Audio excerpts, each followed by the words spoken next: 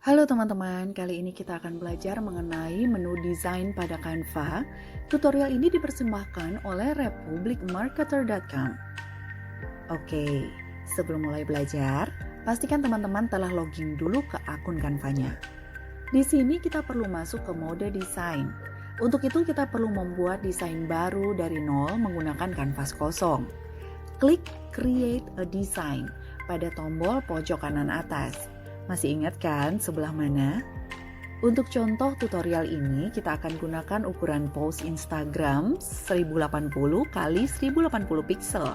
Pilih Instagram post.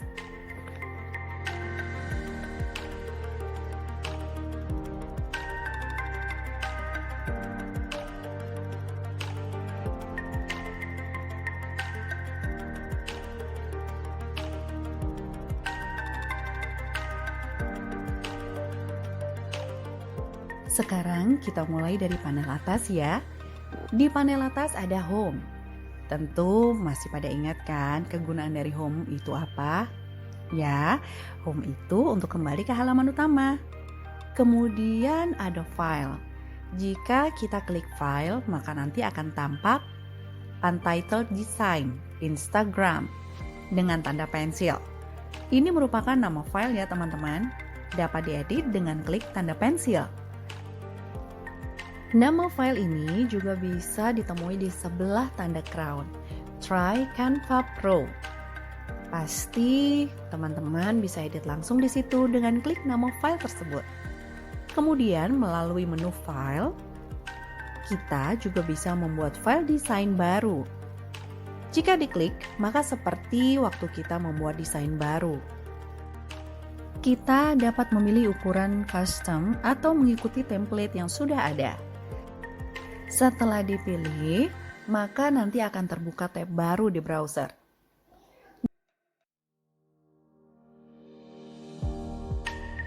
Di sini lembar desain baru berhasil dibuat. Kemudian save, tentunya untuk menyimpan hasil kerja kita. Namun karena Canva merupakan aplikasi berbasis web atau yang juga sering kita kenal dengan cloud-based web application, maka Canva mempunyai kemampuan untuk auto-save. Dan status yang telah tersimpan atau belum akan tampak di sebelah menu resize. Save to folder berfungsi untuk menyimpan desain kita langsung ke dalam sebuah folder. Jika belum ada, maka kita harus membuat foldernya terlebih dahulu. Resolve comments ini digunakan untuk kolaborasi. Di sini kita bisa menemukan semua komen dari tim tentang desain ini. Version history. Fitur ini untuk mengetahui log atau catatan perubahan desain kita. Jadi kita tidak perlu menggunakan fasilitas undo berkali-kali. Namun untuk versi Canva Free, kita tidak bisa menggunakan ini.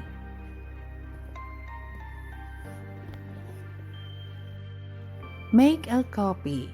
Ini digunakan untuk membuat duplikat dari keseluruhan desain teman-teman. Fitur ini berguna kalau kita ingin membuat desain yang mirip, namun hanya merubah sedikit tanpa harus edit desain aslinya. Download. Tentunya menu ini untuk mengunduh hasil desain kita ya. Menu download juga dapat ditemui pada panel atas sebelah kanan. Share. Ini fitur yang sangat berguna sekali kalau kita ingin menunjukkan hasil desain kita kepada orang lain. Kita bisa mengatur sebuah link dan mengizinkan orang tersebut untuk melihat bahkan mengedit file desain kita. Pada versi Pro, bahkan kita bisa share settingan desain sebagai template loh. More. Di Canva, menu titik 3 seperti ini artinya fungsi tambahan ya. Isinya bisa berbeda-beda, tergantung letak dari more ini. Di panel atas, fungsi more ini untuk share ke lebih banyak fitur lain, seperti presentasi, sebagai website, ke Facebook, Google Drive, dan lain-lain. Jika di-scroll ke bawah, maka pilihan yang dapat kita temui akan semakin banyak.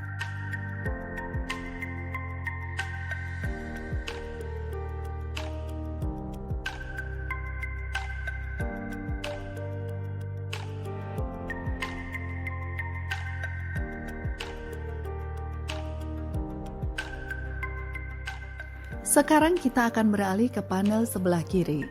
Di sini lebih banyak fitur lagi yang dapat kita temui. Kita akan mulai dari atas ya. Paling atas ada template.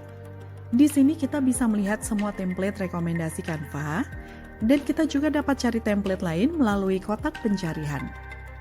Nah, template ini unik karena menyesuaikan dengan ukuran desain kita. Karena kali ini kita akan menggunakan ukuran Instagram post, maka template yang keluar semua tentang Instagram. Namun jika lain kali kita gunakan jenis ukuran lain, misalnya untuk ukuran poster, maka yang keluar template-nya juga tentang poster. Ada tips menarik nih. Kalau teman-teman perhatikan pada kotak search template, terdapat fitur tambahan yaitu filter. Nah, jika kita klik akan keluar warna-warna. Ini artinya kita bisa mencari template berdasarkan tema warna yang kita inginkan. Misalnya kita pilih warna kuning, maka semua hasil akan keluar template-template dengan tema kuning. Menarik kan? Dan di bawah warna tadi ada bahasa. Kita juga bisa mencari template yang menggunakan bahasa sesuai dengan pilihan kita.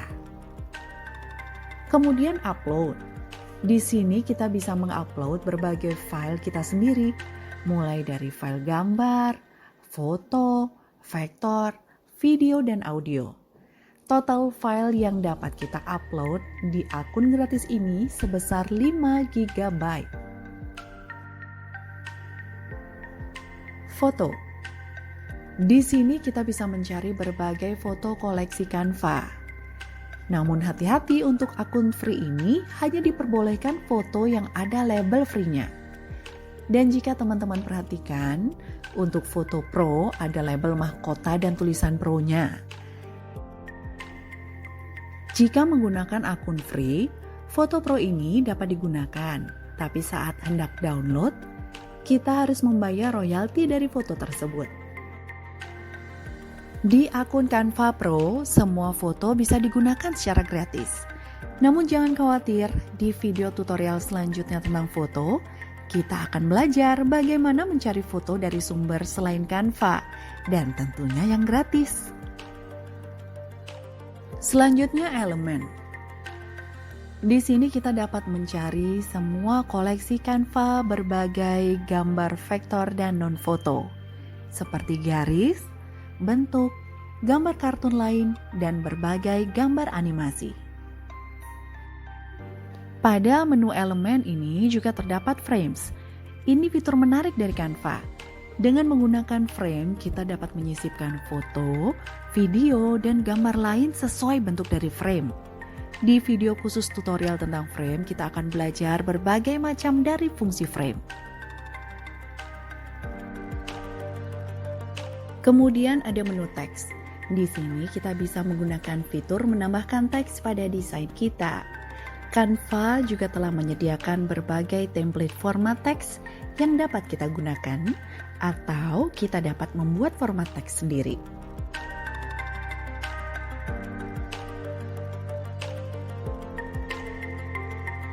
Menu musik. Masih ingat kalau Canva bisa digunakan untuk video maker sederhana? Nah, untuk menambahkan sound, kita bisa menggunakan musik pada menu ini. Video.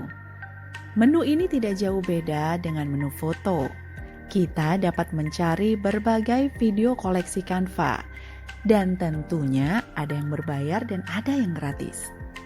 Di video tutorial selanjutnya, khusus tentang animasi dan video, akan kita bahas bagaimana mencari video di tempat lain dan mengeditnya di Canva. Background. Kita dapat dengan otomatis memasukkan background ke dalam desain kita menggunakan koleksi background di sini, atau membuat background sendiri. Folders. Ini merupakan menu folder kita, sama dengan fungsi folder pada menu file di panel atas dan folder pada halaman home. More. Ini merupakan menu tambahan dari panel kiri. Di sini kita dapat mencari dan menggunakan berbagai aplikasi pihak ketiga yang telah terhubung dengan Canva.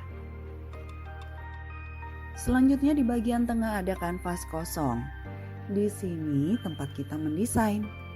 Dan kalau diperhatikan, di atas kanvas kosong terdapat beberapa fungsi. Kotak dengan tanda plus ini merupakan add page, menambah halaman kanvas kosong di bawah kanvas kita. Sama dengan fungsi add page di bawah kanvas kosong ini. Kotak dua ini artinya duplicate. Kita dapat dengan mudah menduplikasi desain kita ke kanvas baru. Notes. Di sini kita dapat menambahkan catatan untuk kanvas ini. Fitur ini berguna untuk menandai kerjaan kita.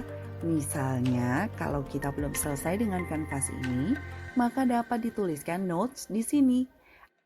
Atau ketika kita perlu menambahkan sesuatu tapi kita belum sempat melakukannya. Jika kita mempunyai lebih dari satu kanvas, maka akan keluar fitur baru seperti page 1. Di kolom titik-titik ini kita bisa berikan nama untuk kanvas kita. Kemudian di antara note dan duplikat terdapat tanda panah 2 atas dan bawah. Ini artinya untuk mengatur urutan halaman kanvas kita. Kanvas ini mau dipindah ke atas atau ke bawah. Di kanan bawah terdapat fitur kecil yaitu zoom, di mana kita bisa mengatur ukuran visual kanvas kita sehingga dapat mengerjakan hal-hal yang lebih detail. Fungsi grid ini untuk mengubah tampilan kanvas secara keseluruhan seperti ini. Kemudian fitur full screen agar area desain kita lebih maksimal. Nah, sampai sejauh ini teman-teman juga praktek ya agar tahu setiap fungsinya. Di video selanjutnya kita akan belajar tentang menu foto. Sampai jumpa di video berikutnya.